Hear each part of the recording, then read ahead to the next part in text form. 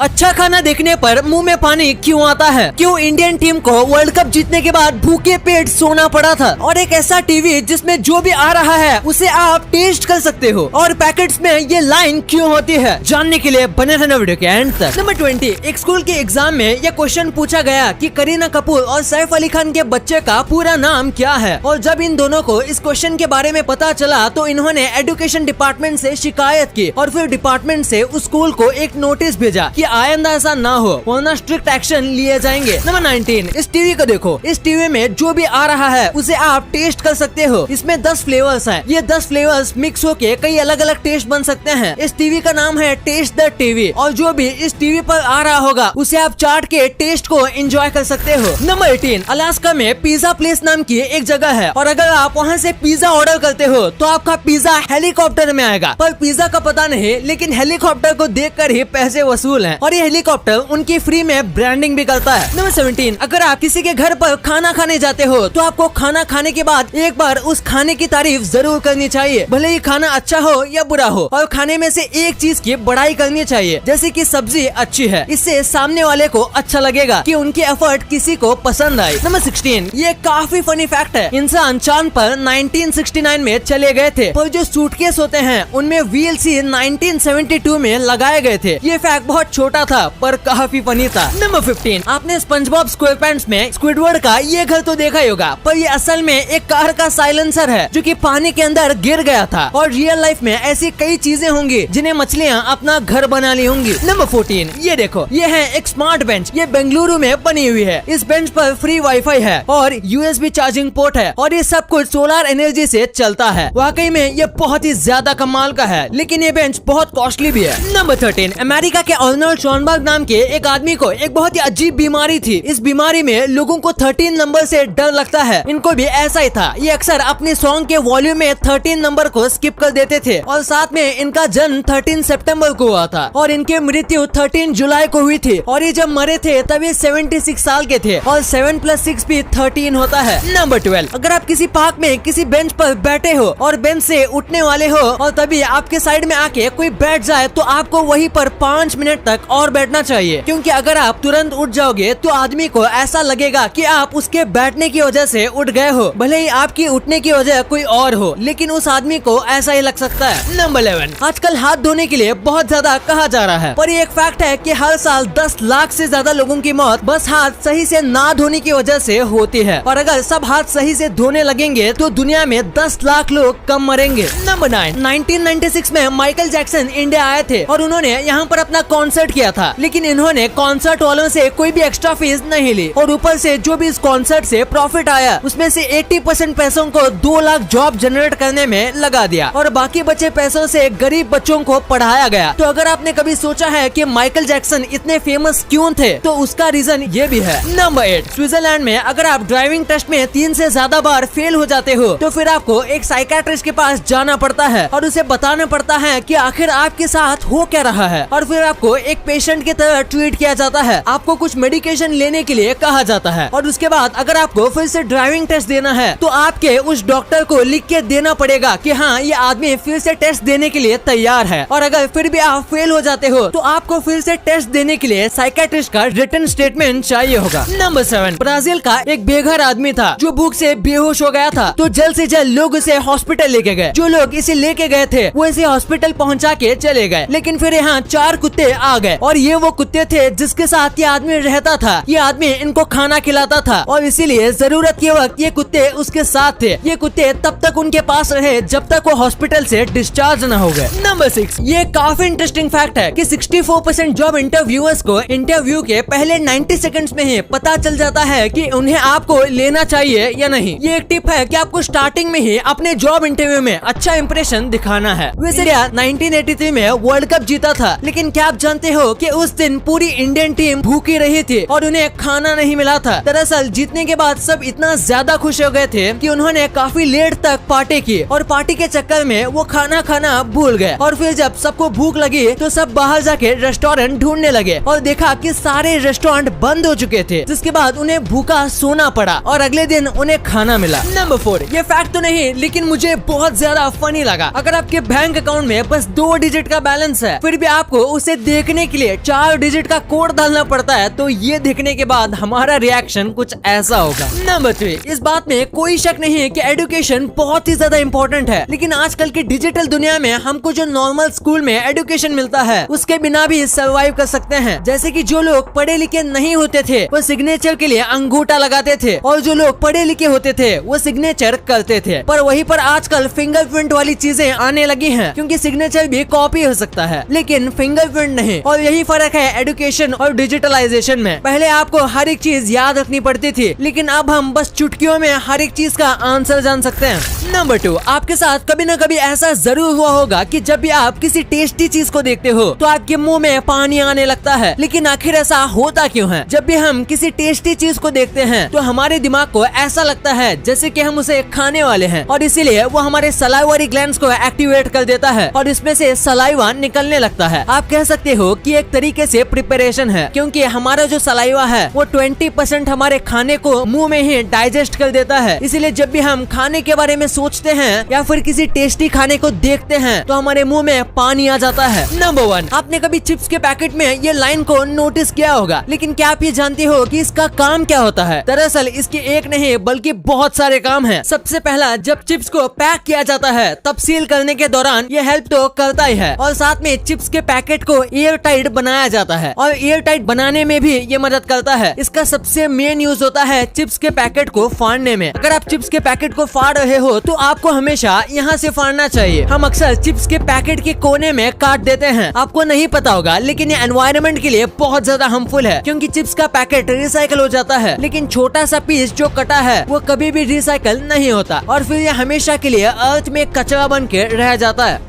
Video अच्छी लगी तो इस वीडियो को लाइक करना और अपने दोस्तों के साथ शेयर करना, ताकि उनको भी पता चले कि आप कितने अमेजिंग वीडियोस देखते हो। और ऐसे ही वीडियोस आगे भी देखने के लिए हमारे चैनल को सब्सक्राइब करना।